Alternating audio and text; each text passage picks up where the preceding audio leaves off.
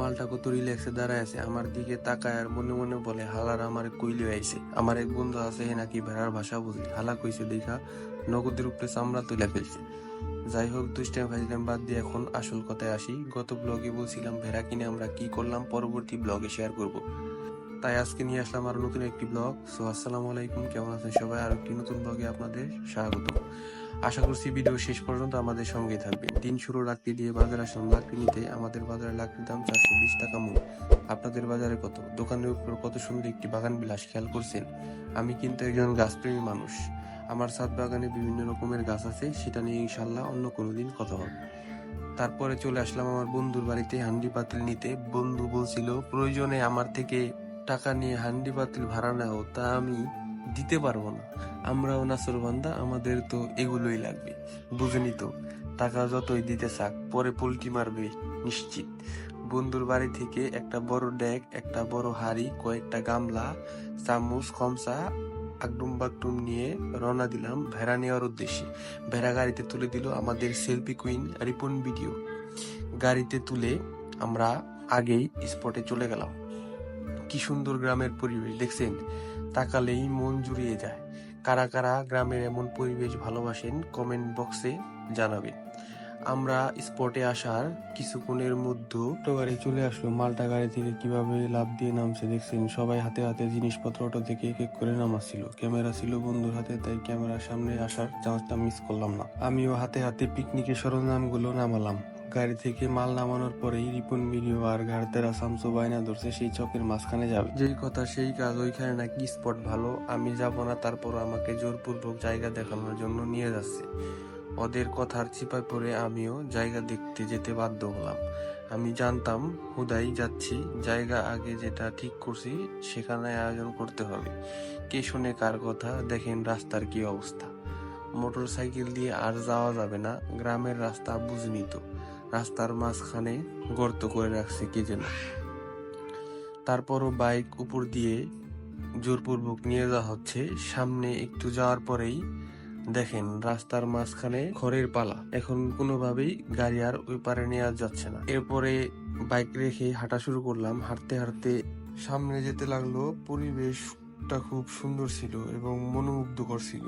সবুজ ঘাস, গাছপালা সব মিলে অসাধারণ। সামনে গিয়ে ওরা দুজন দাঁড়ালো। দাঁড়ায় দাঁড়ায় স্পট দেখাচ্ছি ইশারা করে। আমি বললাম ওই যে গাছ দেখা যায়, চলো এখানে করি। ওরা বললো ওইখানে প্রাইভেসির সমস্যা। মাঝ দুপুরে মাঠে চাষিরা ওই গাছের নিচে বিশ্রাম করে। তারপর পাকনা গলায় বলতেছে ওই তাল গাছের ওইখানে নাকি যাবে, যেখানে হেঁটে যেতে 30 মিনিটের উপরে লাগবে। এত সরঞ্জাম নিয়ে ওইখানে যাওয়া সম্ভব না। তাই ওদের প্ল্যানে পানি ঢেলে আমি রাগ করে চলে যাবো ভাবছি। ওইদিকে হাবিব বারবার কল দিচ্ছিল তাড়াতাড়ি চলে আসো, ভেড়া আল্লাহ আকবার দেওয়া হবে। আমি একটা ট্রানজিশন ভিডিও বানাও, তাই তাড়াতাড়ি গিয়ে ট্রানজিশন ভিডিওটা বানিয়ে ফেললাম। ফাইজলামি দুষ্টামি অনেক হয়েছে, এখন কাজের পালা। ভেড়া মেরিনেশনের জন্য লেবুর রস বের করা হচ্ছে। এইদিকে মালটার ভুঁড়ি ক্লিয়ার করায় ব্যস্ত আমাদের হেড বাবুর্চি। বিসি বরাবর পোস্ট মারতেছে খালি, আর একজনের তর সইতেছে না, তাই হেতেও হাতাইতেছে। এখন টাইনা বুড়ি বের করার পালা। এক নিমিষেই বুড়ি বের করে দেওয়া হলো। ওইদিকে 1 মণ লাকড়ির 90% পুড়ে কয়লা বানানো হয়ে গেছে। কয়লা হাড়ির উপরে দেওয়া হবে। অন্যদিকে মেরিনেশন কমপ্লিট। আমি অন্য কাজে ব্যস্ত থাকায় রেসিপিটা এক্সপোজ করতে পারলাম না, তার জন্য দুঃখিত। কি কি মশলা দিয়ে মেরিনেট করা হয়েছে সেটা আমার জানা। কারো জানার ইচ্ছা থাকলে কমেন্ট করতে পারেন। হাড়ি রাখার জন্য ফাইনাল সেটআপ তৈরি হচ্ছে। এখানে একটা মজার বিষয় শেয়ার করি। এখানে যে ইটগুলো দেখতে পাচ্ছেন এগুলো আমরা ধান ক্ষেতের পানি স্কিম ঘরের চুকির নিচ থেকে কালেকশন করছি, কারণ এখানে থেকে লোকালয় অনেক দূরে, তাই এই আকাম করা ছাড়া কোনো রাস্তা ছিল না। যাই হোক, তারপর এটা হচ্ছে আমি ভিতরে সেটআপের উদ্বোধন করলাম। অ্যালুমিনিয়াম ফয়েল দিয়ে মুড়ানো। ওইটা কি জানেন? খাবারের কিছু ভেবে ভুল করেন না, ওটা হচ্ছে ইট পেঁচিয়ে দেওয়া হয়েছে। তারপর শক্ত লোহা জাতীয় নেট দেওয়া হয়েছে। এরপর পরিমাণ মতো পানি দিয়ে দেওয়া হলো যাতে হাঁড়ি পুড়ে না যায়। নেটের উপর এক এক করে ডাল সহ লেবু পাতা বিছাই দেওয়া হলো। এগুলো কেন দেওয়া হচ্ছে জানি না, বাবুর্চি ভালো জানে। এগুলো দিয়ে একটা লেয়ার বানানো, পরে তার উপর আবার খেজুর পাতা দেওয়া হলো। রান্নার প্রসেস একটু অদ্ভুত মনে হলেও আরব দেশে কিন্তু এভাবে রান্না করে। এখন মেরিনেশন করে রাখা ভেড়া এটার উপরে দেওয়া হলো, পরে মুন্ডিটাও দেওয়া হলো। এখন হাই হিটে 2.5 থেকে 3 ঘন্টা পাকানো হবে। এ হচ্ছে সেই মাহেন্দ্রক্ষণ, ভিতরে কেমন হবে সবার অজানা। 3 ঘন্টার মধ্যে একবারও খুলে দেখা হয়নি। উপরে কয়লা ছিল, তাই হাবিব ওগুলো পরিষ্কার করে নিচ্ছে যাতে ভিতরে পড়ে না যায়। বন্ধুরা মিলে আড্ডা মাস্তি করতে করতে কখন যে 3 ঘন্টা চলে গেছে বলতেই পারবো না। এমন পরিবেশে বন্ধুরা মিলে পিকনিক করার মজাটা যে কেমন তা বলে বোঝানো সম্ভব না। ভিতর থেকে কি দারুণ রান বের হচ্ছে, মাশাআল্লাহ।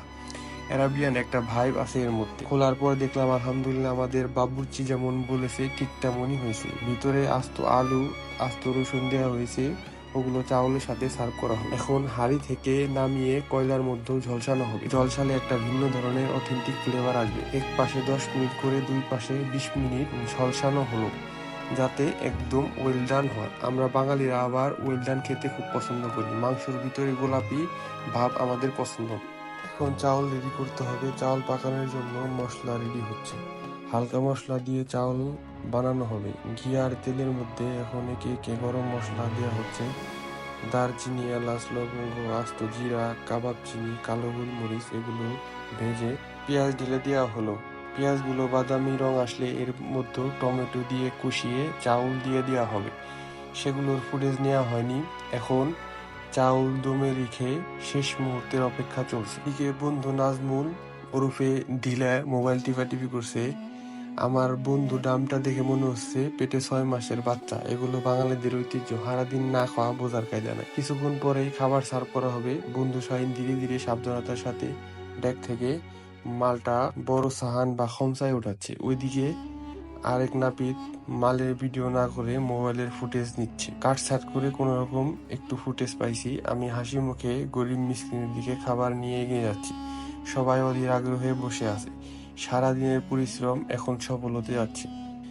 দেখুন ফৈন্নিগুলি খাবারের দিকে কিভাবে তাকায় আছে, এমন ভাব কতকাল কিছু খায়নি।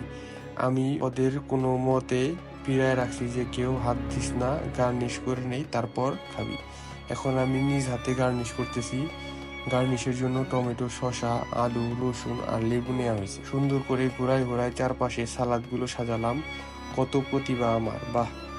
গার্নিশ করতে না করতে সবাই ছবি ভিডিও নেওয়া শুরু করে দিছে, কারণ গার্নিশ শেষ হয়ে গেলেই থাবা দিয়ে দিবে এমন ভেবে মনে হচ্ছে। लेकिन सारे कुत्ते वफादार निकला, कोई कुत्ते इजाजत के बिना मुंह नहीं लगाया। মাশাআল্লাহ, দেখুন দেখতে কত সুস্বাদু লাগছে। নিজেদের অ্যারাবিয়ান শেক শেক মনে হচ্ছে। খেতে বেশ সুস্বাদু। অ্যারাবিয়ান ডিশ যারা আগে কখনো ট্রাই করে নাই তাদের অনেকের কাছে তেমন ভালো লাগে নাই, তবে আমার কাছে খুব ভালো লেগেছে, কারণ আমার এর আগেও বেশ কয়েকবার খাওয়া হয়েছে। খেতে খুব টেন্ডি এবং জুসি লাগছে। মশলা হালকা হওয়াতে মাংসের অরিজিনাল টেস্ট অটুট আছে। বাসমতি রাইসটাও খুব অল্প মশলায় পাকানো হয়েছে। সবকিছুতে অরিজিনাল একটা টেস্ট বিরাজ করছে। সবকিছু মিলিয়ে আলহামদুলিল্লাহ দিনটা খুব ভালো কাটলো বন্ধুদের সাথে। সবাই দোয়া করবেন বন্ধুত্বের বন্ধন যেন চিরদিন এভাবে অটুট থাকে। খাওয়া দাওয়া শেষ করে 4টে পার্টি গোল করে আমরা সবাই বাড়ির পথে। প্রথমে হান্ডি পাতিল নিয়ে রিস্কায় মিস্টার নাজমুল ওরফে ঢিলা, এরপরে সোহেল ওরফে বিশ্ব আয়েশা, ওর পিছনে সে হাবিব দায়িত্ববান ছেলে, তার পিছনে ড্রাইভিং সিটে রিপন ওরফে সেলফি কুইন, ওর পিলিয়ন সিটে হৃদয় ওরফে ঘাড়তেরা শামসু, আর আমি ক্যামেরা হাতে আগে থেকেই সামনে বসে থাকা বিনা পয়সার কামলা। তো এই ছিল আজকের ব্লগ। ভালো থাকবেন সবাই। ভিডিওটি ভালো লাগলে চ্যানেলটি সাবস্ক্রাইব করবেন এবং পাশে থাকা বেল আইকনটি প্রেস করে দিবেন। আর ভিডিওটি কেমন লেগেছে অবশ্যই কমেন্ট বক্সে জানাবেন। আজকের মতো এই পর্যন্তই। আল্লাহ হাফিজ।